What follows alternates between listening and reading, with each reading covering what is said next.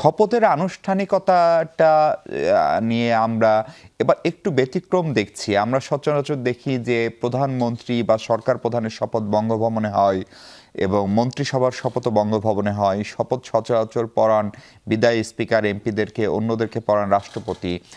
এইবার খানিকটা ব্যতিক্রম হচ্ছে। এইটা আসলে কি বার্তা দেয়, নাকি এটা খুবই স্বাভাবিক ঘটনা, বা এটার পেছনে আসলে কি যুক্তি থাকতে পারে? ধন্যবাদ। এটা হচ্ছে পরিস্থিতি অনুযায়ী একটা জায়গায় হতে পারে। বঙ্গভবনে মন্ত্রিপরিষদের শপথ গ্রহণ হয়ে থাকে, এটা ঠিক।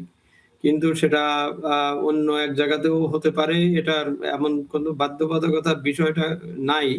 ওটা জাস্ট একটা রীতির ব্যাপার। তাছাড়া আমি মনে করি যে এই ব্যাপারে আগাম বা অগ্রিম মত বা অমত বা ভিন্ন মত প্রকাশ করবারও অবকাশ এই মুহূর্তে নেই। কেননা যেমনটি হবে সেটিই হবে। জি। এই শপথের হুম। আনুষ্ঠানিকতা, তার মানে ধরেন আমরা হয়তো মঙ্গলবার বিকেল ৪টায় যেহেতু ক্যাবিনেটের শপথ, আমরা হয়তো সেদিনই মন্ত্রিসভার আকার, কারা কারা মন্ত্রী হচ্ছে নিশ্চিতভাবে জেনে যাব।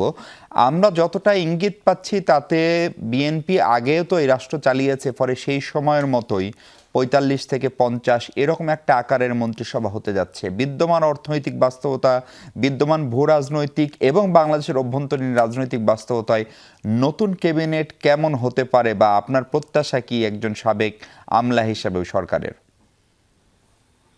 এটাও আমি আবার বলছি, খেয়াল করতে হবে এটা একটি কিন্তু নতুন বাংলাদেশের সরকার, নতুন সরকার। এটা কিন্তু ওই ধারাবাহিকভাবে আগে যেভাবে চলেছে সেইভাবে সেই সরকার না।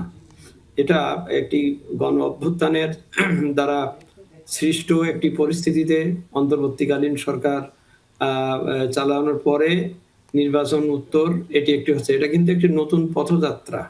সুতরাং এই ক্যাবিনেটে কারা থাকবেন নিশ্চয়ই যে দল সরকার গঠন করছে তারা তাদের অভিজ্ঞ, দক্ষ এবং একটা জিনিস বিশেষভাবে লক্ষণীয় থাকবে যে সবাই যেহেতু নির্বাচিত হয়ে এসেছেন, নির্বাচিত প্রতিনিধিরাই ক্যাবিনেটে প্রাধান্য পাবেন। এমনকি সবকিছুতে থাকবেন, এটাই প্রত্যাশা।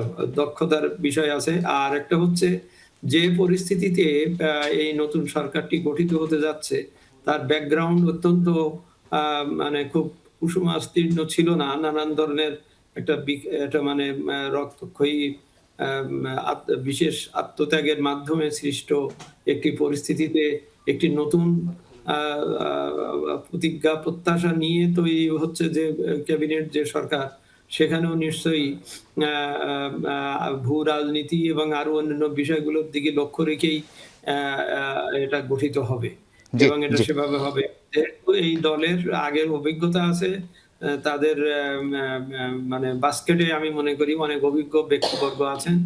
আবার একই সাথে এটি কিন্তু একটি নতুন প্রজন্মের, মানে নতুন নিউ লিডারশিপ এর আমরা যেটা দেখলাম ভোটের উপস্থিতির হার বা এগুলো দিয়ে, সেখানেও নতুন নবীন প্রবীণের কিন্তু একটা সমাহার হবে এখানে। কেননা সামনে যে চ্যালেঞ্জ গুলো আছে, অর্থনৈতিক চ্যালেঞ্জ, আমি আর একটু পরে হয়তো বলব। জি, সেই অর্থনৈতিক চ্যালেঞ্জ গুলোকে মোকাবেলা করে জনগণকে একটি সুস্থ, সুন্দর, প্রত্যাশা মতন একটা পরিবেশ করে দেওয়াটা কিন্তু খুব কঠিন, খুব সহজ না। জি।